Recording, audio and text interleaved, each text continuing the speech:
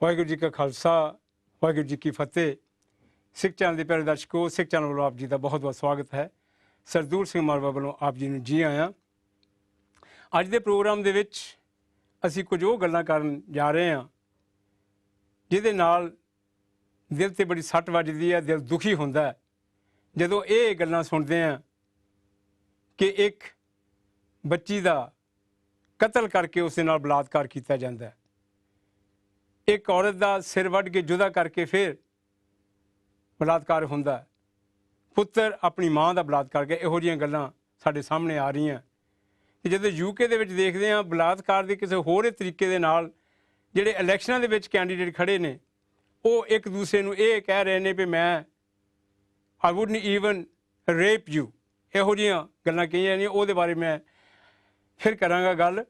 ਪਰ ਇਹ ਜਿਹੜੀਆਂ ਕੁਝ ਗੱਲਾਂ ਹੋ ਰਹੀਆਂ ਤੇ ਅੱਜ ਕੱਲ੍ਹ ਯੂਨੀਵਰਸਿਟੀਆਂ ਦੇ ਵਿੱਚ ਕੁੜੀਆਂ ਨੂੰ ਜਦੋਂ ਸਰਚ ਕੀਤਾ ਜਾਂਦਾ ਉਹਨਾਂ ਦਾ ਪੂਰਾ ਨਗੇਜ਼ ਕਰਕੇ ਉਹਨਾਂ ਨੂੰ ਸਰਚ ਕਰ ਰਹੇ ਨੇ, ਉਹ ਕਿਹੋ ਜਿਹੀਆਂ ਗੱਲਾਂ ਹੋ ਰਹੀਆਂ। ਅੱਜ ਦੇ ਇਸ ਪ੍ਰੋਗਰਾਮ ਦੇ ਵਿੱਚ ਪਟਿਆਲੇ ਤੋਂ ਡਾਕਟਰ ਹਰਸ਼ਿੰਦਰ ਕੌਰ ਜੀ ਸਾਡੇ ਨਾਲ ਇਸ ਪ੍ਰੋਗਰਾਮ ਦੇ ਵਿੱਚ ਇਹਨਾਂ ਗੱਲਾਂ ਦੇ ਉੱਤੇ ਆਪਣੇ ਵਿਚਾਰ ਤੇ ਕੀ ਕੁਝ ਹੋ ਰਿਹਾ, ਕਿਉਂਕਿ ਆਪ ਜੀ ਨੂੰ ਪਤਾ ਡਾਕਟਰ ਹਰਸ਼ਿੰਦਰ ਕੌਰ UN ਵੱਲੋਂ ਵੂਮਨ ਆਫ ਦ ਈਅਰ ਤੇ ਪੰਜਾਬ ਵੱਲੋਂ ਪੰਜਾਬ ਦੀ ਧੀ ਦਾ ਖਿਤਾਬ, ਜੋ ਇਸ ਵੇਲੇ ਉਹ ਝੰਡਾ ਬਰਦਾਰ, ਉਹ ਗੱਲਾਂ ਦੁਨੀਆ ਭਰ ਦੇ ਕੋਨੇ ਕੋਨੇ ਦੇ ਵਿੱਚ ਇੱਕੋ ਇੱਕ ਸਿੱਖ ਔਰਤ ਹੈ ਜੋ ਇਹ ਆਪਣੀ ਆਵਾਜ਼ ਇੱਥੀਆਂ ਬੁਲੰਦੀਆਂ ਦੇ ਵਿੱਚ ਲੈ ਕੇ ਜਾ ਰਹੀ ਹੈ ਕਿ ਤਾਂ ਕਿ ਦੁਨੀਆ ਜਾਗ ਜਾਏ। ਖਾਸ ਕਰਕੇ ਸਾਡਾ ਧਰਮ ਜਿਹਦੇ ਵਿੱਚ ਅਸੀਂ ਕਹਿੰਦੇ ਹਾਂ ਸੋ ਕਿਉਂ ਮੰਦਾ ਆਖੀਏ ਜਿੱਤ ਜਮੇ ਰਾਜਾਨ, ਕਿ ਇਹ ਗੱਲ ਇਹ ਸਿਰਫ ਕਹਿਣ ਵਾਸਤੇ ਹੀ ਹੈ ਕਿ ਅਸੀਂ ਇਹਦੇ ਉੱਤੇ ਕੋਈ ਐਨ ਪੂਰਾ ਧਿਆਨ ਦੇ ਕੇ ਆਪਣੇ ਆਪ ਨੂੰ ਇੰਪਲੀਮੈਂਟ ਵੀ ਕਰਦੇ ਕਿ ਨਹੀਂ ਕਰਦੇ। ਸੋ ਆਓ ਉਹਨਾਂ ਦੇ ਨਾਲ ਪਟਿਆਲੇ ਤੋਂ ਅਸੀਂ ਲਾਈਵ ਅੱਜ ਗੱਲ ਕਰ ਰਹੇ ਹਾਂ। ਡਾਕਟਰ ਹਰਸ਼ਿੰਦਰ ਕੌਰ ਜੀ, ਵਾਹਿਗੁਰੂ ਜੀ ਕਾ ਖਾਲਸਾ ਵਾਹਿਗੁਰੂ ਜੀ ਕੀ ਫਤਿਹ। ਜੀ ਵਾਹਿਗੁਰੂ ਜੀ ਕਾ ਖਾਲਸਾ ਵਾਹਿਗੁਰੂ ਜੀ ਕੀ ਫਤਿਹ। ਜਿੰਨੇ ਵੀ ਸੁਣ ਰਹੇ ਨੇ ਤੁਹਾਡੇ ਨਾਲ ਸਾਰੇ ਜਣੇ, ਸਾਰਿਆਂ ਨੂੰ ਹੀ ਬਹੁਤ ਬਹੁਤ ਨਿੱਘੀ ਸਤਿ ਸ਼੍ਰੀ ਅਕਾਲ ਤੇ ਸਭ ਨੂੰ ਹੀ ਫਤਿਹ। ਹਰਸ਼ਿੰਦਰ ਕੌਰ ਜੀ, ਜਦੋਂ ਅਸੀਂ ਇਹ ਗੱਲਾਂ ਕਰਦੇ ਹਾਂ, ਦੇਖਦੇ ਹਾਂ, ਸੋਚਦੇ ਹਾਂ ਵੀ ਇਹ ਹੋ ਕੀ ਰਿਹਾ ਹੈ, ਜਿਹੜੀ ਹੁਣੇ ਗੱਲ ਪੰਜਾਬ ਦੇ ਵਿੱਚ ਤੁਸੀਂ ਤੇ ਉਹਨੂੰ ਪੜ੍ਹਿਆ ਹੋਵੇਗਾ, ਸੁਣਿਆ ਹੋਵੇਗਾ ਕਿ ਇੱਕ ਛੋਟੀ ਬੱਚੀ ਜਿਸ ਨੂੰ ਸਿਰ ਕਲਮ ਕਰ ਦਿੱਤਾ ਗਿਆ ਤੇ ਉਸ ਦੇ ਨਾਲ ਉਹ ਵਰਤਾਵਾ ਕੀਤਾ ਗਿਆ ਜਿਹੜਾ ਕਈ ਵਾਰੀ ਜ਼ੁਬਾਨ ਉਹ ਲਫ਼ਜ਼ ਕਹਿ ਨਹੀਂ ਸਕਦੇ। ਇਹਦੇ ਬਾਰੇ ਥੋੜ੍ਹਾ ਜਿਹਾ ਦੱਸੋ। ਜੀ ਭਾਜੀ, ਜਿਹੜੇ ਰੀਸੈਂਟਲੀ ਮੈਂ ਹੁਣ ਗੱਲ ਕਰਨਾ ਚਾਹਾਂਗੀ, ਜਿਹੜੇ ਪਿਛਲੇ 10 ਕੁ ਦਿਨਾਂ ਵਿੱਚ ਜਿਹੜੀਆਂ 3-4 ਘਟਨਾਵਾਂ ਹੋਈਆਂ ਨੇ ਜੋ ਮਨੁੱਖਤਾ ਨੂੰ ਸ਼ਰਮਸਾਰ ਕਰਨ ਲਈ ਬਥੇਰੀਆਂ ਨੇ। ਮੈਨੂੰ ਸਿਰਫ ਜ਼ਿਕਰ ਕਰਨ ਦਾ, ਕਈ ਵਾਰ ਲੋਕ ਮੈਨੂੰ ਸਵਾਲ ਪੁੱਛਦੇ ਨੇ ਵੀ ਕਿਉਂ ਤੁਸੀਂ ਇਹੋ ਜਿਹੀ ਚੀਜ਼ ਉਜਾਗਰ ਕਰਦੇ ਹੋ। ਮੈਂ ਪਹਿਲਾਂ ਉਹਨਾਂ ਦਾ ਜਵਾਬ ਦੇ ਦਿਆਂ ਕਿ ਡਾਕਟਰ ਕੋਲ ਪਹੁੰਚ ਕੇ ਜੇ ਜ਼ਖਮ ਨਹੀਂ ਨਾ ਦਿਖਾਓਗੇ ਉਹ ਉਹਦਾ ਇਲਾਜ ਕਰ ਨਹੀਂ ਸਕਦਾ। ਸੋ ਮੈਂ ਬਤੌਰ ਡਾਕਟਰ ਇਹੋ ਸਮਝਦੀ ਹਾਂ ਵੀ ਜੇ ਅਸੀਂ ਪਹਿਲਾਂ ਡਾਇਗਨੋਜ਼ ਕਰਨ ਤੋਂ ਪਹਿਲਾਂ ਉਹਦੇ ਲੱਛਣ ਪਛਾਣ ਕੇ ਤੁਹਾਡੇ ਸਾਹਮਣੇ ਬਿਮਾਰੀ ਨਹੀਂ ਰੱਖਾਂਗੇ ਤਾਂ ਫਿਰ ਉਸ ਤੋਂ ਬਗੈਰ ਤੁਸੀਂ ਕਿਵੇਂ ਇਲਾਜ ਕਰਨ ਵਾਲੇ ਪਾਸੇ ਤੁਰੋਗੇ। ਇਹ ਕੇਸ ਜਦ ਤੱਕ ਉਜਾਗਰ ਨਹੀਂ ਕੀਤੇ ਜਾਂਦੇ, ਉਹਦੇ ਪਿੱਛੇ ਕਰਨ ਵਾਲੇ ਦੀ ਮਾਨਸਿਕਤਾ ਉਜਾਗਰ ਨਹੀਂ ਕੀਤੀ ਜਾਂਦੀ, ਉਦੋਂ ਤੱਕ ਕਿਵੇਂ ਹਲੂਣਾ ਦਵਾਂ ਮੈਂ ਉਸ ਮਾਰਸ਼ਲ ਕੌਮ ਨੂੰ ਜਿਹਨੂੰ ਬਣਾਇਆ ਇਸ ਕਰਕੇ ਗਿਆ ਸੀ ਕਿ ਇਹ ਇੱਕ ਅਜਿਹਾ ਇਨਸਾਨ ਹੋਏਗਾ ਜਿਹੜਾ ਕਿਸੇ ਹੋਰ ਦੇ ਹੱਕਾਂ ਦੀ ਰਾਖੀ ਕਰਨ ਪਿੱਛੇ ਆਪਣੀ ਜਾਨ ਵਾਰ ਦੇਗਾ। ਅਜਿਹੀ ਹਾਲਤ ਦੇ ਵਿੱਚ ਉਹ ਸਾਰੀ ਸੋਚ ਸਾਡੀ ਕਿੱਧਰ ਗਾਇਬ ਹੋ ਗਈ ਜੇ। ਅਫਸੋਸ ਨਾਲ ਹੀ ਕਹਿਣਾ ਪੈ ਰਿਹਾ ਜੇ ਜਿਹੜੀਆਂ ਤੁਹਾਨੂੰ ਮੈਂ ਖਬਰਾਂ ਹੁਣ ਦੱਸਣ ਲੱਗੀ ਹਾਂ ਵਾਕਈ ਦਿਲ ਦਹਿਲਾਉਣ ਵਾਲੀਆਂ ਨੇ। ਇੱਕ ਤਾਂ ਜਿਵੇਂ ਤੁਸੀਂ ਜ਼ਿਕਰ ਕੀਤਾ, ਮੈਂ ਉਸੇ ਤੋਂ ਹੀ ਸ਼ੁਰੂ ਕਰਨਾ ਚਾਹੁੰਦੀ ਹਾਂ ਕਿ ਗੱਲ ਇਸ ਤਰ੍ਹਾਂ ਵਾਪਰੀ ਸੀ। ਇੱਕ ਕੇਸ ਜਿਸ ਦਾ ਕਿ ਅਜੇ ਡਾਕਟਰੀ ਮੁਆਇਨਾ ਅਜੇ ਕੀਤਾ ਜਾਣਾ ਸੀ ਉਸ ਲਾਸ਼ ਦਾ, ਨਾਬਾਲਗ ਬੱਚੀ ਦਾ, ਜਿਹਦਾ ਕਿ ਪੁਲਿਸ ਵਾਲਿਆਂ ਨੇ ਕਿਹਾ ਸੀ ਕਿ ਇਹਦਾ ਲੱਗਦਾ ਜੇ ਕਿ ਇਹਦਾ ਰੇਪ ਹੋਇਆ ਹੈ, ਯਾਨੀ ਉਹਦੇ ਭੇਜੀ ਹੋਈ ਸੀ ਲਾਸ਼। ਪਰ ਜਿਹੜਾ ਬੰਦਾ ਜਿਨ੍ਹਾਂ ਨੇ ਦੇਖਿਆ ਸੀ, ਕੋਈ ਲੋਕਾਂ ਨੇ ਵੀ ਇਹਦੇ ਨੇੜੇ ਤੇੜੇ ਇਹ ਬੰਦਾ ਫਿਰਦਾ ਸੀ, ਜਦੋਂ ਪੁਲਿਸ ਨੇ ਫੜਿਆ ਉਸ ਤੋਂ ਪੁੱਛਿਆ ਗਿਆ ਉਹਦੀ ਸਟੇਟਮੈਂਟ ਜੋ ਪੁਲਿਸ ਵਾਲਿਆਂ ਨੂੰ ਉਹਨੇ ਦਿੱਤੀ ਉਹ ਇਸ ਤਰ੍ਹਾਂ ਦੀ ਸੀ ਜੋ ਛਪੀ ਅਖਬਾਰ ਵਿੱਚ ਕਿ ਉਹਦੀਆਂ ਚੀਕਾਂ ਸਨ ਜਿੱਦਾਂ ਤੋਂ ਮੈਨੂੰ ਡਰ ਸੀ ਮੈਂ ਫੜਿਆ ਨਾ ਜਾਵਾਂ, ਇਸ ਕਰਕੇ ਮੈਂ ਪਹਿਲਾਂ ਉਹਦਾ ਗਲਾ ਘੁੱਟ ਕੇ ਉਹਨੂੰ ਮਾਰਿਆ। ਤੇ ਉਸ ਬੱਚੀ ਦੀ ਉਮਰ ਸੀ ਸਿਰਫ 3 ਸਾਲ। ਓ ਮਾਈ ਗॉड। ਤੇ ਗਲਾ ਘੁੱਟ ਕੇ ਮਾਰਿਆ, ਫਿਰ ਉਸ ਤੋਂ ਬਾਅਦ ਮੈਂ ਉਹਦਾ ਰੇਪ ਕੀਤਾ ਤੇ ਉਹ ਬੰਦੇ ਦੀ ਉਮਰ ਸੀ 45 ਸਾਲ। ਓ ਮਾਈ ਗॉड। ਮੈਂ ਇੱਕ ਚੀਜ਼ ਉਜਾਗਰ ਕਰਨਾ ਚਾਹੁੰਦੀ ਹਾਂ, ਸ਼ਾਇਦ ਕਿਸੇ ਨੂੰ ਬਹੁਤ ਜ਼ਿਆਦਾ ਚੁੱਭੇਗੀ, ਪਰ ਮੈਂ ਹਕੀਕਤ ਲੁਕਾ ਕੇ ਮੈਨੂੰ ਨਹੀਂ ਲੱਗਦਾ ਮੈਂ ਉਹਦੇ ਵਿੱਚ ਕਿਸੇ ਦਾ ਕੁਝ ਸਵਾਰ ਸਕਾਂਗੀ। ਉਹ ਬੱਚੀ ਕਿਸੇ ਗਰੀਬ ਸਿੱਖ ਪਰਿਵਾਰ ਦੀ ਸੀ, ਰੇਪ ਕਰਨ ਵਾਲਾ ਬਿਹਾਰ ਦਾ ਬੰਦਾ ਸੀ। ਅਗਲੀ ਸੁਣੋ, ਮੈਂ ਤੁਹਾਨੂੰ ਦੱਸਣਾ ਚਾਹੁੰਦੀ ਹਾਂ ਕਿ ਲੁਧਿਆਣੇ ਦੇ ਵਿੱਚ ਮਾਰਚ ਦੇ ਮਹੀਨੇ ਵਿੱਚ 28 ਕੇਸ ਰਜਿਸਟਰ ਹੋਏ। ਮੈਂ ਪਿਛਲੇ ਸਾਲ ਦੀ 2018 ਸਨ ਦੀ ਰਿਪੋਰਟ ਦੱਸਣ ਲੱਗੀਆਂ ਜੋ ਕਿ ਛਪ ਵੀ ਚੁੱਕੀ ਹੋਈ ਹੈ। ਹਾਂਜੀ। ਇਹ ਕੇਸ ਜਿਹੜੇ ਵੀ ਰਜਿਸਟਰ ਹੋਏ ਸਨ, ਇਹਨਾਂ ਵਿੱਚੋਂ 70% ਜਿਨ੍ਹਾਂ ਦੇ ਰੇਪ ਹੋਏ ਉਹ ਸਰਦਾਰ ਟੱਬਰਾਂ ਵਿੱਚੋਂ ਸਨ ਤੇ ਰੇਪ ਕਰਨ ਵਾਲੇ ਉਹਨਾਂ ਦੇ ਸੀਰੀ ਬਿਹਾਰ ਤੋਂ ਜੋ ਪਹੁੰਚੇ ਹੋਏ ਸਨ। ਇਸ ਤੋਂ ਇਲਾਵਾ ਇੱਕ ਹੋਰ ਅਜਿਹਾ ਟੱਬਰ ਜੋ ਕਿ ਨਵ ਵਿਆਹੇ ਸਨ, ਉਹ ਜੋੜਾ ਜੋ ਕਿਰਾਏ ਦੇ ਮਕਾਨ ਤੇ ਉਹਨਾਂ ਨੇ ਦਿੱਤਾ ਹੇਠਾਂ ਇੱਕ ਕਮਰਾ, ਉਹ ਵੀ ਬਿਹਾਰ ਤੋਂ ਸੀ ਬੰਦਾ ਆਇਆ।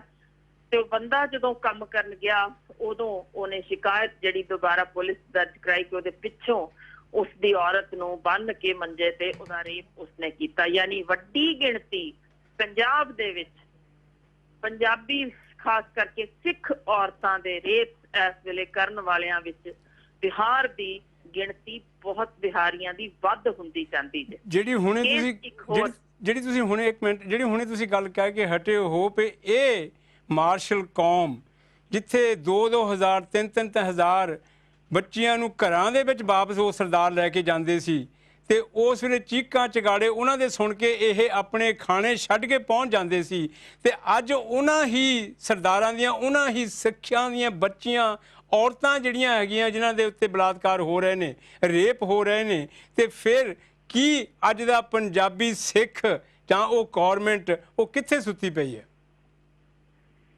ਮੈਂ ਇਹੀ ਅਖੀਰ ਚ ਲਿਆਉਣਾ ਚਾਹੁੰਦੀ ਸੀ ਕਿ ਮੈਂ ਜਿਹੜੇ ਹੋਰ 2 ਕੇਸ ਦੱਸਦੇ ਆ ਜਿਨ੍ਹਾਂ ਵਿੱਚ ਸਮਝ ਆ ਜਾਏਗੀ ਕਿ ਇਹ ਮਾਰਸ਼ਲ ਕੌਮ ਜਾ ਕਿੱਧਰ ਨੂੰ ਰਹੀ ਹੈ, ਜਾਗ ਕਿਉਂ ਨਹੀਂ ਰਹੀ ਤੇ ਸਾਡੇ ਡੋਲੇ ਫਰਕਣੇ ਕਿਉਂ ਹਟ ਗਏ ਨੇ, ਅਸੀਂ ਕੀ ਕਰਦੇ ਪਏ ਆ।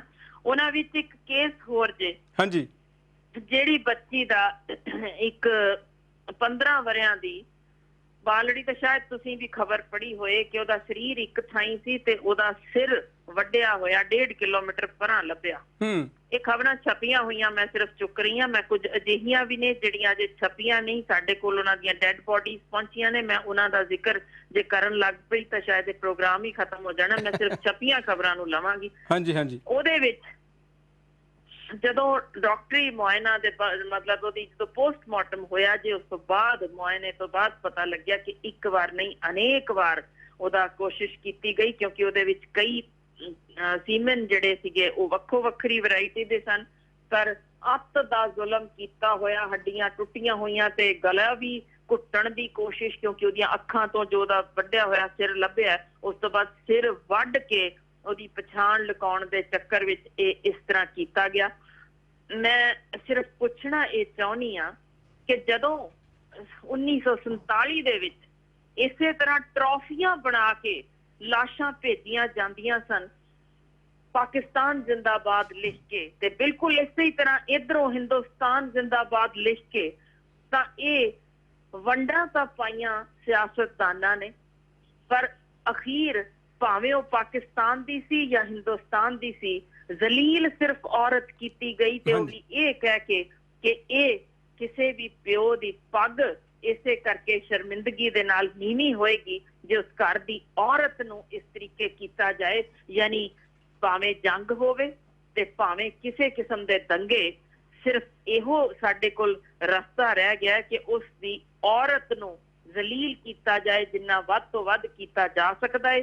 ਬਿਲਕੁਲ ਇਹੋ ਕੁਝ ਅੱਜ ਹੋ ਰਿਹਾ ਜੇ, ਜਿੱਥੇ ਮੈਂ ਨਾਮ ਨਹੀਂ ਲੈਂਦੀ ਪਰ ਛਪੀ ਹੋਈ ਖਬਰ ਜੇ ਵੀ, ਕਿਉਂਕਿ ਉਹ ਕਿਸੇ ਨਾ ਕਿਸੇ ਪਾਰਟੀ ਦੇ ਨਾਲ ਦਾ ਬੰਦਾ ਸੀ, ਸਰਪੰਚ, ਜਿਸ ਨੇ ਉਹਦੇ ਆਪਣੀ ਪਿੰਡ ਦੇ ਵਿੱਚ ਇੱਕ ਬੰਦੇ ਦੇ ਘਰ, ਜਿਸ ਦੇ ਨਾਲ ਕਿਉਂਕਿ ਉਸ ਦੇ ਮੁੰਡੇ ਦੇ ਨਾਲ ਉਹਦੀ ਆਪਣੀ ਧੀ ਬਾਹਰ ਫੜੀ ਗਈ ਸੀ, ਕਿਸੇ ਯਾਨੀ ਗਲਵਕੜੀ ਪਾਈ ਫੜੀ ਗਈ ਸੀ, ਉਹਦੀ ਸਜ਼ਾ ਦੇਣ ਲਈ ਉਸ ਸਰਪੰਚ ਨੇ ਉਸ ਬੰਦੇ ਦੇ ਘਰ ਜਾ ਕੇ ਪਿੰਡ ਦੇ ਵਿੱਚ ਉਹਦੀ ਬੱਚੀ ਜੋ ਕਿ ਆਰਾਮ ਨਾਲ ਬੈਠੀ ਛੋਟੀ 10 ਸਾਲ ਦੀ ਟੀਵੀ ਵੇਖ ਰਹੀ ਸੀ, ਨਿਰਵਸਤਰ ਕੀਤੀ, ਉਹਨੂੰ ਕੁੱਟਿਆ ਹੰਟਰ ਦੇ ਨਾਲ, ਇਹ ਦਿਖਾਉਣ ਲਈ ਕਿ ਮੈਂ ਇਹ ਕੁਝ ਕਰ ਸਕਦਾ। ਯਾਨੀ ਜੇ ਤੁਹਾਡੀ ਧੀ ਜੇ ਦੂਸਰੇ ਮੁੰਡੇ ਦੇ ਨਾਲ ਇਹ ਕਰ ਰਹੀ ਹੈ ਤਾਂ ਮਤਲਬ ਹੈ ਕਿ ਉਸ ਮੁੰਡੇ ਦੀ ਭੈਣ ਨੂੰ ਇਸ ਤਰੀਕੇ ਜ਼ਲੀਲ ਕੀਤਾ ਜਾਏਗਾ। ਸਾਡੇ ਕੋਲ ਰਸਤਾ ਹੀ ਇੱਕੋ ਹੀ ਰਹਿ ਗਿਆ ਕਿ ਅਸੀਂ ਔਰਤ ਜਾਂ ਬੱਚੀ ਜਦ ਤੱਕ ਨਿਰਵਸਤਰ ਕਰਕੇ ਉਸ ਦੀਆਂ ਤਸਵੀਰਾਂ ਖਿੱਚ ਕੇ ਜ਼ਲੀਲ ਨਾ ਕਰ ਲਈਏ, ਸਾਨੂੰ ਰਸਤਾ ਹੀ ਹੋਰ ਕੁਝ ਨਹੀਂ ਆਉਂਦਾ। ਸਾਡੇ ਡੋਲੇ ਫਰਕਦੇ ਹੀ ਇੱਥੇ ਤੱਕ ਨੇ ਕਿ ਅਸੀਂ ਇੱਕ ਅਜਿਹੀ ਬੱਚੀ ਜੋ ਅੱਗੋਂ ਅਜੇ ਰਿਸਪਾਂਸ ਦੇਣ ਲਈ ਜਾਂ ਜਵਾਬ ਦੇਣ ਲਈ ਅਜੇ ਤਿਆਰ ਨਹੀਂ, ਉਹਨੂੰ ਅਸੀਂ ਜ਼ਲੀਲ ਕਰ ਦਿਆਂਗੇ ਤੇ ਆਪਣੀ ਮਰਦਾਨਗੀ ਸਾਬਤ ਕਰ ਰਹੇ ਹਾਂ। ਕਿਸ ਕਿਸਮ ਦੀ ਮਰਦਾਨਗੀ ਇਹਨੂੰ ਗਿਣੀ ਜਾਂਦੀ ਹੈ? ਪਹਿਲਾਂ ਇਹ ਦੱਸੋ ਮੈਨੂੰ ਕਿ ਜਿੱਥੇ ਇਹ ਖਬਰ ਸਾਨੂੰ ਪੜ੍ਹਨੀ ਪਵੇ, ਜੇ ਕਿਸੇ ਨੇ ਪੰਜਾਬੀ ਜਾਗਰਣ ਖੋਲੀ ਹੋਵੇ, ਮੇਰਾ ਤੇ ਸੱਚ ਦੱਸਦੀ ਹਾਂ ਉਸ ਦਿਨ ਖਾਣਾ ਅੰਦਰ ਨਹੀਂ ਲੰਘਿਆ ਜਦੋਂ ਇਹ ਪੜ੍ਹਨ ਨੂੰ ਮਿਲਿਆ ਕਿ ਸਕੇ ਪੁੱਤਰ ਨੇ 1 ਹਫ਼ਤਾ ਆਪਣੀ ਮਾਂ ਦਾ ਰੇਪ ਕੀਤਾ।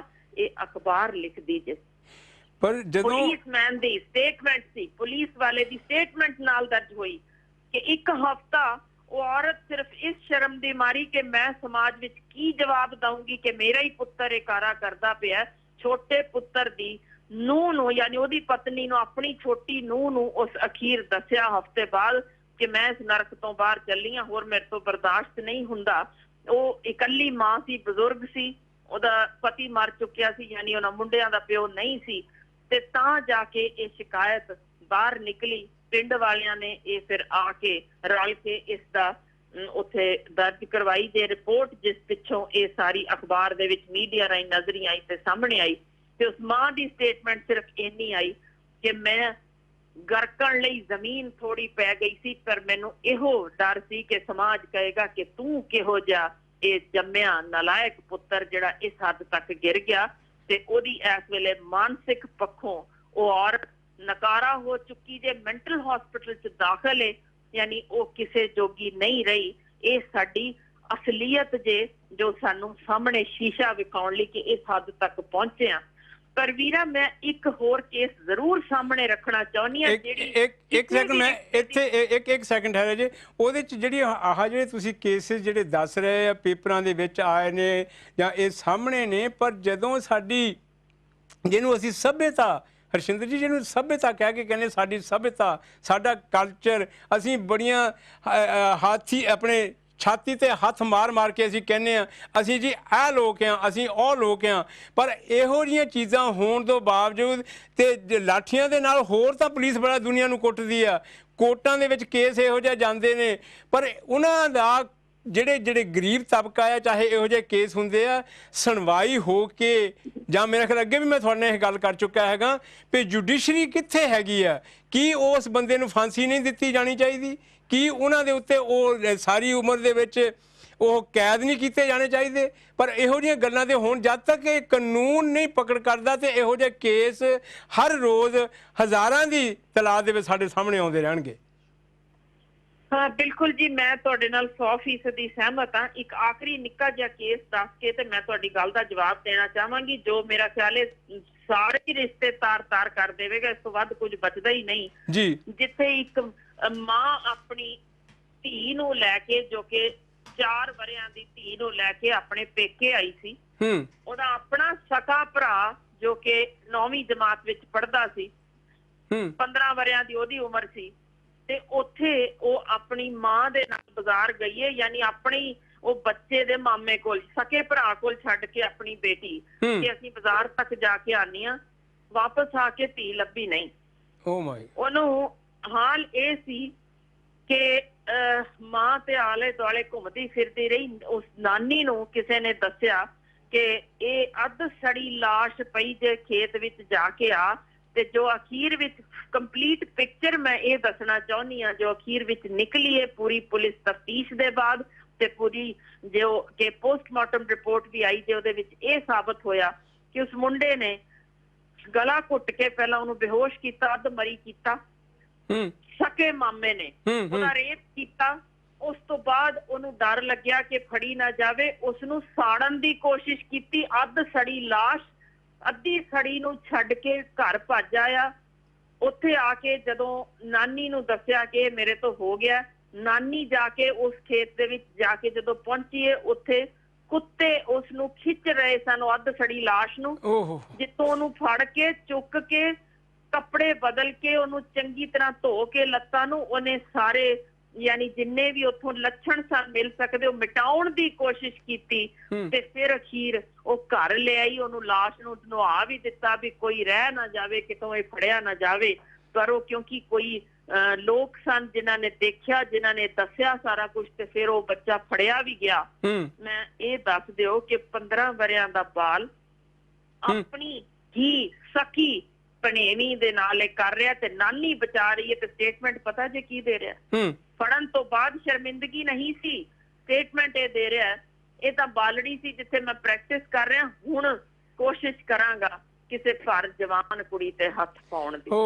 ਮੈਨੂੰ ਦੱਸ ਦਿਓ ਕਿ ਅਸੀਂ ਸੋਚ ਕਿੱਥੇ ਲਿਜਾ ਰਹੇ ਹਾਂ ਇਹਨਾਂ ਲੋਕਾਂ ਦੀ। ਸਾਡੀ ਆਉਣ ਵਾਲੀ ਪਨੀਰੀ ਕਿਸ ਹਿਸਾਬ ਨਾਲ ਬੈਠੀ ਏ? ਕਦੋਂ ਸਾਡੀ ਮਰਦਾਨਗੀ ਫੜਕੇਗੀ? ਕਦੋਂ ਇਹ ਡੋਲੇ ਫਰਕਣਗੇ ਕਿ ਕਦੇ ਅਸੀਂ ਕਿਸੇ ਔਰਤ ਨੂੰ ਵੀ ਬਚਾ ਸਕਦੇ ਹਾਂ ਕਿ ਸਿਰਫ ਛਾਤੀ ਪਿੱਟ ਕੇ ਅਸੀਂ ਇਹੀ ਕਹਿਣ ਜੋਗੇ ਹਾਂ ਸਾਡੇ ਇਹ ਦਸ਼ਮੇਸ਼ ਪਿਤਾ ਸਨ? ਕਿਸ ਮੂੰਹ ਨਾਲ ਕਹਿੰਦੇ ਆ ਕਿ ਅਸੀਂ ਉਹਨਾਂ ਦੇ ਪੁੱਤਰ ਰਖਵਾਉਣ ਜੋਗੇ ਹਾਂ? ਪਰ ਵੀਰਾ, ਜਿਹੜਾ ਤੁਸੀਂ ਜਵਾਬ ਮੇਰੇ ਤੋਂ ਮੰਗਿਆ ਸੀ, ਮੈਂ ਤੁਹਾਡੇ ਨਾਲ ਸਹਿਮਤ ਹਾਂ ਕਿ ਫਾਂਸੀ ਜਾਂ ਇਹਨਾਂ ਨੂੰ ਉਮਰ ਕੈਦ ਜਦ ਤੱਕ ਇਹ ਮਰ ਨਹੀਂ ਜਾਂਦੇ ਅੰਦਰ ਦਫਨ ਹੋ ਜਾਣਾ ਚਾਹੀਦਾ। ਪਰ ਆਖਿਰ ਕਿੰਨਿਆਂ ਨੂੰ, ਕਿੰਨੀ ਵੱਡੀ ਗਿਣਤੀ ਨੂੰ ਤਬਦੀਲੀ ਲਿਆਉਣ ਲਈ ਸਭ ਤੋਂ ਪਹਿਲਾਂ ਅਸੀਂ ਧਿਆਨ ਕਰੀਏ, ਜੇ ਸਤੀ ਹੋ ਰਹੀਆਂ ਸਨ ਤਾਂ ਉਦੋਂ ਤੱਕ ਚੁੱਪ ਸਨ, ਜਦੋਂ ਤੱਕ ਇਹਨਾਂ 'ਚ ਆਵਾਜ਼ ਕੱਢਣ ਦੀ ਹਿੰਮਤ ਹੋਈ ਤਾਂ ਅੱਗੋਂ ਗੁਰੂ ਸਾਹਿਬ ਨੇ ਵੀ ਆਵਾਜ਼ ਚੁੱਕੀ। ਅਖੀਰ ਫਿਰ ਕਾਨੂੰਨ ਬਣਿਆ, ਕਿਉਂਕਿ ਪਹਿਲਾਂ ਔਰਤ ਨੂੰ ਖੜੇ ਹੋਣਾ ਪੈਂਦਾ। ਦੇਵਦਾਸੀਆਂ ਸਨ, ਨਰਕ ਭੋਗਦੀਆਂ ਸਨ, ਜਿਸ ਤਰੀਕੇ ਉਹਨਾਂ ਦੇ ਠੁੱਡੇ ਮਾਰ ਮਾਰ ਕੇ ਉਹਨਾਂ ਦੇ ਗਰਭ ਡੇਗੇ ਜਾਂਦੇ ਸਨ, ਉਹਨਾਂ ਦੇ ਯੂਟਰਸ ਫਟਦੇ ਸਨ, ਮਰਦੀਆਂ ਸਨ। ਇੱਕ ਦਿਨ ਵਿੱਚ 10-10 ਪਾਂਡੇ ਉਹਨਾਂ ਦਾ ਬਲਾਤਕਾਰ ਕਰਦੇ ਸਨ। ਉੱਥੋਂ ਵੀ ਜੇ ਸ਼ੁਰੂ ਹੋਇਆ ਤਾਂ ਆਵਾਜ਼ ਉਹਨਾਂ ਦੇਵਦਾਸੀਆਂ ਨੇ ਚੱਕੀ, ਪਰ ਫਿਰ ਅੱਗੋਂ ਇੱਕ ਮਰਦ ਸੀ ਜਿਹਨੇ ਖੜਾ ਹੋਇਆ ਆਵਾਜ਼ ਚੁੱਕੀ ਕਿ ਜ਼ੁਲਮ ਇਹਨੂੰ ਬੰਦ ਹੋਣਾ ਚਾਹੀਦਾ। ਬਿਲਕੁਲ ਇਸੇ ਤਰ੍ਹਾਂ ਰਾਈਟ ਟੂ ਵੋਟ ਜੇ ਤੁਹਾਡੇ ਵੀ ਉੱਥੇ ਹੋਇਆ ਤੇ ਔਰਤਾਂ ਸੜਕਾਂ ਤੇ ਨਿਕਲੀਆਂ ਸਨ। ਮੈਂ ਬਿਲਕੁਲ ਇਹੋ ਕਹਿਣਾ ਚਾਹੁੰਦੀ ਹਾਂ ਕਿ ਅੱਜ ਦੀ ਮਾਂ, ਅੱਜ ਦੀ ਧੀ, ਅੱਜ ਦੀ ਭੈਣ ਨੂੰ ਖੜੇ ਹੋਣਾ ਪੈਣਾ ਕਿ ਅਸੀਂ ਇਸ ਜ਼ੁਲਮ ਨੂੰ ਬਰਦਾਸ਼ਤ ਨਹੀਂ ਕਰਨਾ ਚਾਹੁੰਦੇ। ਸੱਚ ਜਾਣਿਓ ਵੀਰ, ਇਹ ਨਿਕਲੀਆਂ ਜਿਸ ਦਿਨ, ਮੈਂ ਦਾਅਵੇ ਨਾਲ ਕਹਿ ਸਕਦੀ ਹਾਂ ਕਿ 60% ਮਰਦ ਨਾਲ ਤੁਰਨਗੇ, ਕਿਉਂਕਿ ਉਹਨਾਂ ਨੂੰ ਪਤਾ ਜੇ ਇਹ ਸਾਡੇ ਵੀ ਘਰਾਂ 'ਚ ਭੈਣਾਂ ਨੇ, ਧੀਆਂ ਨੇ, ਤਾਂ ਅਸੀਂ ਆਪਣੀ ਚੁੱਪੀ ਤੋੜ ਦਈਏ, ਅਸੀਂ ਆਪਣੇ ਕੰਮਾਂ ਵਿੱਚੋਂ ਨਿਕਲੀਏ ਤਾਂ ਇਹ ਬਰਦਾਸ਼ਤ ਕਰਨ ਦਾ ਜਦੋਂ ਅਸੀਂ ਬਸ ਕਹਿਣਾ ਸਿੱਖਾਂਗੇ ਨਾ ਕਿ ਬਸ ਹੋਰ ਨਹੀਂ, ਇਹ ਅੱਗ ਸਾਡੇ ਘਰਾਂ ਨੂੰ ਵੀ ਪੈਣੀ ਜੇ, ਉਦੋਂ ਤੱਕ ਇਹ ਸੱਚਮੁੱਚ ਹਟਣਾ ਨਹੀਂ। ਤੇ ਜੇ ਅੱਜ 15 ਵਰਿਆਂ ਦਾ ਨੌਜਵਾਨ ਕਹਿੰਦਾ ਹੈ ਨਾ ਮੈਂ ਜਵਾਨ ਫੜਨੀ ਹੈ, ਤਾਂ ਜਿਹੜੇ ਅੱਜ ਚੁੱਪ ਨੇ ਉਹਨਾਂ ਦੇ ਘਰਾਂ ਦੀਆਂ ਧੀਆਂ ਭੈਣਾਂ ਤੇ ਇਹ ਹੱਥ ਜ਼ਰੂਰ ਪੈਣਾ ਜੇ। ਉਦੋਂ ਇਕੱਲਿਆਂ ਚੀਕਣ ਦਾ ਫਾਇਦਾ ਨਹੀਂ ਹੋਣਾ। ਹਰਜਿੰਦਰ ਜੀ, ਗੱਲ ਜਿਹੜੀ ਮੈਂ ਕਿਹਾ ਸੀਗਾ ਵੀ ਜਦ ਤੱਕ ਡਿਟੈਰੈਂਟ ਨਹੀਂ, ਜਦ ਤੱਕ ਅਸੀਂ ਇਹ ਕਾਨੂੰਨਨ ਤੌਰ ਦੇ ਉੱਤੇ ਇਹਨਾਂ ਨੂੰ ਫਾਂਸੀ ਨਹੀਂ ਦਿੰਦੇ, ਕਿਉਂਕਿ ਫਾਂਸੀ ਜਾਂ ਇਹੋ ਜਿਹੇ ਕੇਸਿਸ ਦੇ ਉੱਤੇ ਜੁਡੀਸ਼ੀਅਲ ਵੱਲੋਂ ਉਹਨਾਂ ਦੇ ਉੱਤੇ, ਮੁਲਾਜ਼ਮਾਂ ਦੇ ਉੱਤੇ ਜਾ ਕੇ ਜਦ ਤੱਕ ਇਹ ਕੇਸ ਜਿਹੜੇ ਆ ਉਹਨਾਂ ਨੂੰ ਇਹ ਹੁਕਮ ਜਾਰੀ ਨਹੀਂ ਹੁੰਦੇ ਤੇ ਇਹ ਘਰ ਘਰ ਜਾਂ ਜਿੱਦਾਂ ਤੁਸੀਂ ਇਹ ਕੇਸ ਦੱਸਦੇ ਹੋ ਰਹੇ ਨੇ। ਪਰ ਜਦੋਂ 1-2 ਨੂੰ ਫਾਂਸੀ ਹੋਣੀ ਸ਼ੁਰੂ ਹੋ ਗਈ, ਕਿਉਂਕਿ ਅੱਗੇ ਮੇਰਾ ਖਿਆਲ ਆਪਣੀ ਇਹ ਗੱਲ ਇਹ ਵੀ ਹੋ ਚੁੱਕੀ ਹੈਗੀ ਹੈ ਵੀ ਉਹ ਜਿਹੜੇ ਪੈਸੇ ਚੜਾਉਂਦੇ ਨੇ, ਰਿਸ਼ਵਤ ਚੜਾਉਂਦੇ ਨੇ, ਉਹ ਬਚਾ ਕੇ ਲੈ ਆਉਂਦੇ ਨੇ। ਜਦ ਤੱਕ ਇਹ ਕਰਪਸ਼ਨ, ਜਦ ਤੱਕ ਜੁਡੀਸ਼ੀਅਲ ਜਿਹੜਾ ਸਾਡਾ ਲੈਵਲ ਹੈ, ਸਿਸਟਮ, ਇਹ ਨਹੀਂ ਹੁੰਦਾ, ਆਹ ਜਿਹੜੀਆਂ ਗੱਲਾਂ ਤੁਸੀਂ ਕਹਿ ਰਹੇ ਹੋ, ਜਿੱਥੇ ਡੋਲੇ ਫਰਕਣ ਦੀ ਵੀ ਜ਼ਰੂਰਤ ਲੋੜ ਹੈ, ਪਰ ਕਾਨੂੰਨ ਨੂੰ ਆਪਣਾ ਫਰਜ਼ ਸੰਭਾਲਦੇ ਹੋਏ ਇਹ ਕੰਮ ਜ਼ਰੂਰ ਕਰਨੇ ਪੈਣਗੇ ਕਿ ਉਹ ਲੋਕਾਂ ਨੂੰ ਤਾੜ ਦੇਣ, ਅੰਦਰ ਫਾਂਸੀ ਦੇਣ, ਚਾਹੇ ਉਮਰ ਕੈਦ ਦੀ। ਮੇਰੇ ਖਿਆਲ ਉਮਰ ਕੈਦ ਦੀ ਤਾਂ ਗੱਲ ਹੀ ਛੱਡ ਦਿਓ, ਤਾਂ ਉਹ ਮੇਰੇ ਖਿਆਲ ਫਾਂਸੀ ਤੋਂ ਘੱਟ ਦੀ ਸਜ਼ਾ ਹੋਣੀ ਹੀ ਨਹੀਂ ਚਾਹੀਦੀ ਜਦੋਂ ਬਾਲਣੀਆਂ ਇਹੋ ਜਿਹੀਆਂ ਸਾਡੀਆਂ ਰੇਪ ਹੋ ਰਹੀਆਂ ਨੇ, ਜਿਨ੍ਹਾਂ ਦੇ ਨਾਲ ਇਹੋ ਜਿਹੇ ਬਲਾਤਕਾਰ ਹੋ ਰਹੇ ਨੇ। ਵੀਰ, ਮੈਂ 100% ਤੁਹਾਡੇ ਨਾਲ ਸਹਿਮਤ ਹਾਂ, ਪਰ ਜ਼ਰਾ ਅੰਦਰ ਖਾਤੇ ਝਾਤ ਮਾਰਨ ਦੀ ਕੋਸ਼ਿਸ਼ ਕਰਿਓ। ਸਾਡੇ ਜਿੰਨੇ ਕੁ ਉੱਪਰਲੀਆਂ ਪੋਸਟਾਂ ਤੇ ਕਿਤੇ ਨਾ ਕਿਤੇ ਐਡਜਸਟ, ਮਾਫ ਕਰਿਓ ਲਫ਼ਜ਼ ਬੋਲ ਰਹੀ ਹਾਂ, ਕੀਤੇ ਜਾ ਰਹੇ ਨੇ, ਜੋ ਜੱਜਾਂ ਦੇ ਵਿੱਚ ਵੀ ਪਹੁੰਚ ਰਹੇ ਨੇ ਉਹਨਾਂ 'ਚ ਵੱਡੀ ਗਿਣਤੀ ਉਹ ਨੇ ਜਿਹੜੇ ਸਿਆਸਤਦਾਨਾਂ ਦੇ ਆਪਣੇ ਹੀ ਰਿਸ਼ਤੇਦਾਰ ਨੇ। ਬਹੁਤ ਵੱਡੀ ਗਿਣਤੀ ਵਿੱਚ ਪੁਲਿਸ ਵਾਲਿਆਂ ਦੇ ਟੌਪ ਮੋਸਟ ਪੋਜੀਸ਼ਨਸ ਦੇ ਵਿੱਚ ਸਾਰੇ ਉਹ ਬੈਠੇ ਨੇ ਜਿਹੜੇ ਸਿਆਸਤਦਾਨਾਂ ਦੇ ਰਿਸ਼ਤੇਦਾਰ ਨੇ, ਤੇ ਵੱਡੀ ਗਿਣਤੀ ਸਿਆਸਤਦਾਨ ਉਹ ਨੇ ਜਿਨ੍ਹਾਂ ਵਿੱਚੋਂ ਕੋਈ ਸੈਕਸ ਰੈਕਟ ਚਲਾ ਰਿਹਾ ਜੇ, ਜਿਨ੍ਹਾਂ ਦੀਆਂ ਵੀਡੀਓਜ਼ ਤੁਹਾਡੇ ਵਿੱਚ ਆਮ ਨੇ, ਜੋ ਅਸੈਂਬਲੀਆਂ ਵਿੱਚ ਬੈਠ ਕੇ ਪੋਰਨ ਦੇਖ ਰਹੇ ਨੇ। ਇਹਨਾਂ ਦੇ ਰਿਸ਼ਤੇਦਾਰ ਜਦੋਂ ਜੱਜ ਵੀ ਬੈਠੇ ਹੋਣਗੇ ਤੇ ਪੁਲਿਸ ਦੇ ਵਿੱਚ ਵੀ ਬੈਠੇ ਹੋਣਗੇ ਤਾਂ ਨਿਆਂ ਦੱਸੋ ਮੈਂ ਕਿਉਂ ਨਾ ਆਖਾਂ ਵੀ ਲੋਕ ਵੀ ਖੜੇ ਹੋਣ। ਅਸੀਂ ਤਾਂ ਚੀਕਾਂ ਮਾਰ ਮਾਰ ਕੇ ਕਹਿ ਰਹੇ ਹਾਂ ਕਿ ਇਹਨਾਂ ਨੂੰ ਕਿਸੇ ਨਾ ਕਿਸੇ ਤਰੀਕੇ ਫਾਂਸੀ ਦਿਓ। ਸਾਡੇ ਕੋਲ ਬਹੁਤ ਸਾਰੇ ਕੇਸ ਨੇ ਜਿੱਥੇ ਸੈਸ਼ਨ ਜੱਜ ਇੱਥੇ 3 ਜਾਂ 4 ਇਸ ਵੇਲੇ ਰੀਸੈਂਟ ਕੇਸ ਹੋਏ ਨੇ ਜਿੱਥੇ 3 ਮਹੀਨਿਆਂ ਦੇ ਅੰਦਰ ਅੰਦਰ ਫਾਂਸੀ ਦੀ ਸਜ਼ਾ ਸੁਣਾਈ ਗਈ, ਜਿੱਥੇ ਨਾਬਾਲਗ 9 ਵਰਿਆਂ ਦੀ 9 ਮਹੀਨਿਆਂ ਦੀ ਬਾਲੜੀ ਦਾ ਕਤਲ ਕੀਤਾ ਸੀ ਰੇਪ ਦੇ ਬਾਅਦ। 9 ਮਹੀਨੇ ਦੀ ਜ਼ਰਾ ਹਿਸਾਬ ਲਾਇਓ ਤੇ ਉਹਨੂੰ ਫਾਂਸੀ ਦੀ ਸਜ਼ਾ ਵੀ ਸੁਣਾਈ ਗਈ, ਪਰ ਉਸ ਤੋਂ ਬਾਅਦ ਉੱਪਰੋਂ ਉਹਨੂੰ ਸਜ਼ਾ ਨੂੰ ਤਬਦੀਲ ਕਰ ਦਿੱਤਾ ਗਿਆ ਉੱਪਰ ਜਾ ਕੇ ਹਾਈ ਕੋਰਟ 'ਚ, ਫਿਰ ਉੱਪਰ ਹੋਰ ਤੱਕ ਉਹ ਕੇਸ ਯਾਨੀ ਲਟਕਦਾ ਲਟਕਾਉਂਦਾ ਅਖੀਰ ਨਿਆਂ ਉਸ ਮੁਰਦਾ ਲਾਸ਼ ਨੂੰ ਵੀ ਨਹੀਂ ਮਿਲਦਾ। ਸਾਡੇ ਤਾਂ ਮੁਸੀਬਤ ਇਹ ਹੈ ਕਿ ਇੰਨੇ ਕੁ ਲੈਕੂਨੇ ਅਸੀਂ ਛੱਡ ਚੁੱਕੇ ਹੋਏ ਹਾਂ ਕਾਨੂੰਨ ਦੇ ਵਿੱਚ ਕਿ ਆਪੋ ਆਪਣੇ ਬੰਦਿਆਂ ਨੂੰ ਬਚਾਉਣ ਦੇ ਢੰਗ ਤਰੀਕੇ ਲੱਭ ਲੈਂਦੇ ਨੇ। ਜੇ ਕੁਝ ਵੀ ਨਾ ਹੋਏ ਤਾਂ ਇਹਨਾਂ ਗਰੀਬਾਂ ਦੇ ਮੂੰਹ ਬੰਦ ਕਰ ਦਿੱਤੇ ਜਾਂਦੇ ਨੇ ਪੈਸੇ ਦੇ ਕੇ। ਜਿਨ੍ਹਾਂ ਕੋਲ 2 ਵੇਲੇ ਦੀ ਰੋਟੀ ਖਾਣ ਦਾ ਵੀ ਨਾ ਹੋਏ ਜੁਗਾੜ ਤਾਂ ਉਹਨਾਂ ਨੂੰ ਅੱਗੇ ਧਰ ਦਿੱਤਾ ਜਾਂਦਾ ਪੈਸਾ ਕਿ ਤੁਸੀਂ ਕੇਸ ਵਾਪਸ ਲੈ ਲਓ। ਤਾਂ ਫਿਰ ਉਹ 9 ਮਹੀਨੇ ਦੀ ਮਰ ਚੁੱਕੀ ਬਾਲੜੀ ਆ ਕੇ ਨਿਆਂ ਦੀ ਕਿੱਥੋਂ ਉਮੀਦ ਰੱਖੇਗੀ ਜਦੋਂ ਉਹਦੇ ਮਾਪੇ ਹੀ ਅਖੀਰ 'ਚ ਹਟ ਜਾਂਦੇ ਨੇ, ਕੋਈ ਗੱਲ ਨਹੀਂ ਪੈਸੇ ਆ ਗਏ ਅਸੀਂ ਚੁੱਪ ਹੋ ਜਾਂਦੇ ਹਾਂ। ਬਹੁਤ ਸਾਰੀਆਂ ਅਜਿਹੀਆਂ ਗੱਲਾਂ ਆ ਸੁਣਿਓ ਜਿਹੜੀ ਐਸੇ ਹੀ ਦੌਰਾਨ ਦੇ ਵਿੱਚ ਗੱਲ ਇੱਥੇ ਹੋਈ ਹੈ ਜਿਹੜੀ ਪਿਛਲੇ 1-2 ਦਿਨਾਂ ਦੇ ਵਿੱਚ, ਕਿਉਂਕਿ ਇਲੈਕਸ਼ਨਾਂ ਹੋ ਰਹੀਆਂ ਵੈਰੀ ਕੁਇਕਲੀ ਤੇ ਸਾਡੇ ਕੋਲ 3-4 ਮਿੰਟ ਹੀ ਰਹਿ ਗਏ ਨੇ। ਆ ਜਿਹੜਾ ਸੁਣਿਓ ਜੇ ਕੋਆਊਟ ਸੁਣਿਓ ਕੀ ਲਿਖਿਆ ਉਹਦੇ ਤੇ ਉਹਨੇ, ਉਹ ਕਹਿੰਦੇ ਵੀ ਉਹਨੇ ਲਿਖਿਆ ਬੰਦੇ ਨੇ ਵੀ ਜੋਕ ਦੇ ਵਿੱਚ ਵੀ ਆਈ ਵੁਡਨਟ ਈਵਨ ਰੇਪ ਹਰ, ਕਿਸੇ MP ਨੂੰ ਕਿਹਾ ਗਿਆ ਉਹਨਾਂ ਵੱਲੋਂ, ਤੇ ਉਹਨੇ ਕਹਿੰਦੀ ਪਈ ਮੈਂ ਆਈ ਕਰਾਈਡ ਇਨ ਦ ਸਟਰੀਟਸ। ਇਹ MP ਦੇ ਬਿਆਨ ਆ। ਕਹਿੰਦੀ ਜੇ ਮੇਰੇ ਮੂੰਹ ਦੇ ਉੱਤੇ ਕੋਈ ਥੱਪੜ ਮਾਰਦੇ ਮੈਂ ਉਹ ਝੱਲ ਲਵਾਂਗੀ।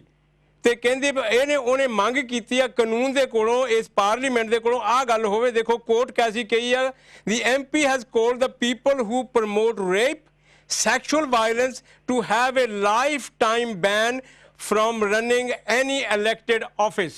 ਇਹ ਜਿਹੜੀ ਗੱਲ ਉਹਨੇ ਕਹੀ ਹੈ ਕਿਸੇ ਦੂਰ ਤੱਕ ਜਾਏਗੀ। ਇਹ ਸਿਰਫ ਗੱਲ ਇੰਨੀ ਕਹੀ ਹੈ ਵੀ ਉਹਨੇ ਕੇਸ ਹਿਸਾਬ ਦੇ ਨਾਲ ਕਹੀ ਹੈ ਵੀ ਮੈਨੂੰ ਰੇਪ ਨਹੀਂ, ਸਿਰਫ ਗੱਲ ਕਹਿਣ ਦੀ ਹੈ, ਯਾਨੀ ਬਲਾਤਕਾਰ ਹੋਇਆ ਨਹੀਂ। ਇੱਥੋਂ ਤੱਕ ਕਾਨੂੰਨ ਦੇ ਇਹ ਇੰਗਲੈਂਡ ਦੀ ਗੱਲ ਜਿਹੜੀ ਮੈਂ ਹੁਣੇ ਤੁਹਾਨੂੰ ਦੱਸ ਰਿਹਾ, ਤੇ ਲਾਸਟ 2 ਮਿੰਟ ਰਹਿ ਗਏ ਨੇ ਆਪਣੇ ਇਹਨਾਂ ਦੇ ਵਿੱਚ ਜਿਹੜੀ ਇਹ ਗੱਲ ਇਹਦੀ ਵੀ ਕਰੋ। ਤੇ ਦੂਸਰੀ ਜਿਹੜੀਆਂ ਗੱਲਾਂ, ਇੱਕ ਤੁਸੀਂ ਜੱਜ ਦੀ ਗੱਲ ਕੀਤੀ, ਤੁਹਾਡੇ ਆਪਣੇ ਜੱਜ ਉੱਥੇ ਇੰਡੀਆ ਦੇ ਵਿੱਚ ਗੋਗੋਈ ਦੇ ਨਾਂ ਦੇ ਉੱਤੇ ਉਹਦਾ ਵੀ ਜਿਹੜਾ ਕੇਸ ਬੜਾ BBC ਦੇ ਉੱਤੇ ਮੋਹਰੇ ਆਇਆ ਹੈਗਾ। ਤੇ ਇਹ ਲਾਸਟ 2 ਮਿੰਟ ਦੇ ਵਿੱਚ ਹੁਣ ਫਿਰ ਆਪਣੇ ਪ੍ਰੋਗਰਾਮ ਫੇਰ ਕਰਾਂਗੇ। ਲਾਸਟ 2 ਮਿੰਟ ਦੇ ਵਿੱਚ ਕੀ ਕਹਿਣਾ ਚਾਹੁੰਦੇ ਹੋ? ਬਿਲਕੁਲ ਮੈਂ ਜੀ ਤੁਹਾਡੇ ਨਾਲ ਸਹਿਮਤ ਹਾਂ ਕਿ ਹੁਣ ਔਰਤਾਂ ਨੂੰ ਆਵਾਜ਼ ਚੁੱਕਣੀ ਪੈਣੀ। ਜੇ ਸ਼ੁਕਰ ਹੈ ਕਿ ਇੱਕ ਐਗਜ਼ਾਮਪਲ ਸੈੱਟ ਕੀਤਾ ਜਾ ਰਿਹਾ ਹੈ ਕਿ ਉੱਥੇ ਇੱਕ MP ਔਰਤ ਨੇ ਜੋ ਕਿਹਾ, ਮੈਂ ਉਹਦੇ ਨਾਲ 200% ਸਹਿਮਤ ਹਾਂ ਕਿ ਇਹੋ ਜਿਹੀ ਸੋਚ ਵਾਲੇ ਨੂੰ ਹਮੇਸ਼ਾ ਲਈ ਪੋਲੀਟਿਕਲੀ ਉਹਦਾ ਕੈਰੀਅਰ ਖਤਮ ਹੋ ਜਾਣਾ ਚਾਹੀਦਾ ਹੈ। ਨਾ ਸਿਰਫ ਕੈਰੀਅਰ ਬਲਕਿ ਸਮਾਜਿਕ ਬਾਈਕਾਟ ਇੱਕ ਹੋ ਜਾਣਾ ਚਾਹੀਦਾ। ਉਹਦੇ ਨਾਲ ਉਹਦੇ ਪੂਰੇ ਟੱਬਰ ਨਾਲ ਇਹੋ ਤਰੀਕਾ ਜੇ ਇਸ ਵੇਲੇ ਜੇ ਨਿਆਂ ਵਾਲੇ ਪਾਸਿਓਂ ਸਾਨੂੰ ਪੂਰਾ ਹੱਕ ਨਹੀਂ ਮਿਲ ਰਿਹਾ ਤਾਂ ਘੱਟੋ ਘੱਟ ਲੋਕ ਆਵਾਜ਼ ਜਾਗਰਤ ਹੋਣੀ ਚਾਹੀਦੀ ਹੈ। ਉਹਦੇ ਵਿੱਚ ਦਮ ਹੁੰਦਾ ਜੇ ਤਖਤੇ ਪਲਟਣ ਦਾ। ਤੇ ਬੱਚੀਆਂ ਲਈ ਮੇਰੀ ਇਹੋ ਸਲਾਹ ਹੈ ਕਿ ਖੜੀਆਂ ਹੋਣ, ਪਹੁੰਚਣ ਉਹ ਕਾਨੂੰਨ ਦੇ ਉਹਨਾਂ ਉੱਚੀਆਂ ਪਦਵੀਆਂ ਤੱਕ ਤੇ ਫਿਰ ਲਿਆਉਣ ਤਬਦੀਲੀ, ਉੱਠਣ ਆਮ ਲੋਕ, ਪਹੁੰਚਣ ਪਾਰਲੀਮੈਂਟ ਵਿੱਚ ਉਹ ਤਬਦੀਲੀਆਂ ਲਿਆਉਣ। ਇਹ ਜਿਹੜੇ ਦੱਬੇ ਕੁਚਲੇ ਲੋਕ ਖੜੇ ਹੋਣਗੇ, ਪਹੁੰਚਣਗੇ, ਤਾਂ ਹੀ ਸਾਡੀ ਜ਼ਰੂਰ ਅਗਲੀ ਪੁਸ਼ਤ ਅਸੀਂ ਸਮਝ ਸਕਦੇ ਹਾਂ ਕਿ ਇਹਨਾਂ ਸਾਰੇ ਜ਼ੁਲਮਾਂ ਤੋਂ ਬਚ ਸਕੇਗੀ। ਹਰਸ਼ਿੰਦਰ ਜੀ ਬਹੁਤ ਬਹੁਤ ਧੰਨਵਾਦ ਸਮਾਂ ਕੱਢਣ ਦਾ ਤੇ ਅੱਜ ਦੀ ਸਾਰੀ ਇਹ ਗੱਲਬਾਤ ਕਰਨ ਦਾ। ਅਗਲੇ ਪ੍ਰੋਗਰਾਮ ਦੇ ਵਿੱਚ ਫਿਰ ਇਹੋ ਜਿਹੀਆਂ ਗੱਲਾਂ ਜਿਹੜੀਆਂ ਉਹਨਾਂ ਨੂੰ ਉਭਾਰਨ ਦੀ ਅਸੀਂ ਕੋਸ਼ਿਸ਼ ਕਰਾਂਗੇ। ਬਹੁਤ ਬਹੁਤ ਧੰਨਵਾਦ। ਵਾਹਿਗੁਰੂ ਜੀ ਕਾ ਖਾਲਸਾ, ਵਾਹਿਗੁਰੂ ਜੀ ਕੀ ਫਤਿਹ। ਸੋ ਪਿਆਰੇ ਦਰਸ਼ਕੋ, ਜੋ ਇਹ ਗੱਲਾਂ ਹੋ ਰਹੀਆਂ ਨੇ ਇਹਨਾਂ ਦੇ ਉੱਤੇ ਠੱਲ ਪਾਉਣ ਦੇ ਲਈ ਸਾਨੂੰ ਜ਼ਰੂਰ ਕੁਝ ਨਾ ਕੁਝ ਕਰਨਾ ਚਾਹੀਦਾ। ਕੁਛ ਨਾ ਕੁਛ ਕਰਨ ਦੇ ਨਾਲ ਹੀ ਇਹ ਜਿਹੜੀਆਂ ਸਾਡੀਆਂ ਬੱਚੀਆਂ ਨਿੱਕੀਆਂ ਨਿੱਕੀਆਂ ਬਾਲੜੀਆਂ ਉਹਨਾਂ ਨੂੰ ਅਸੀਂ ਬਚਾ ਸਕਾਂਗੇ। ਆਓ ਜਿਸ ਲਈ ਸਾਨੂੰ ਗੁਰੂ ਗੋਬਿੰਦ ਸਿੰਘ ਨੇ ਤਿਆਰ ਕੀਤਾ ਸੀ। ਅਸੀਂ ਘੱਟੋ ਘੱਟ ਆਪਣੀ ਆਵਾਜ਼ ਬੁਲੰਦ ਕਰਕੇ ਇਹਨਾਂ ਗੱਲਾਂ ਨੂੰ ਅੱਗੇ ਲਿਆ ਕੇ ਉਹਦੇ ਉੱਤੇ ਰੋਕ ਪਾਉਣ ਦੀ ਕੋਸ਼ਿਸ਼ ਕਰੀਏ। ਅੱਜ ਦਾ ਪ੍ਰੋਗਰਾਮ ਇੱਥੇ ਹੀ ਸਮਾਪਤ ਹੈ। ਕਿਸੇ ਕਿਸਮ ਦੀ ਗਲਤੀ ਕਰ ਗਿਆ ਹੋਵਾਂ ਤੇ ਜ਼ਰੂਰ ਮਾਫ ਕਰ ਦੇਣਾ। ਡਾਕਟਰ ਹਰਸ਼ਿੰਦਰ ਕੌਰ ਜੀ ਪਟਿਆਲੇ ਤੋਂ, ਉਹਨਾਂ ਦਾ ਬਹੁਤ ਬਹੁਤ ਧੰਨਵਾਦ ਸਮਾਂ ਕੱਢਣ ਦਾ ਤੇ ਸਮਾਂ ਦੇਣ ਦਾ। ਆਓ ਵਿਦਾਇਗੀ ਦੀ ਫਤਿਹ ਬੁਲਾਓ। ਵਾਹਿਗੁਰੂ ਜੀ ਕਾ ਖਾਲਸਾ, ਵਾਹਿਗੁਰੂ ਜੀ ਕੀ ਫਤਿਹ।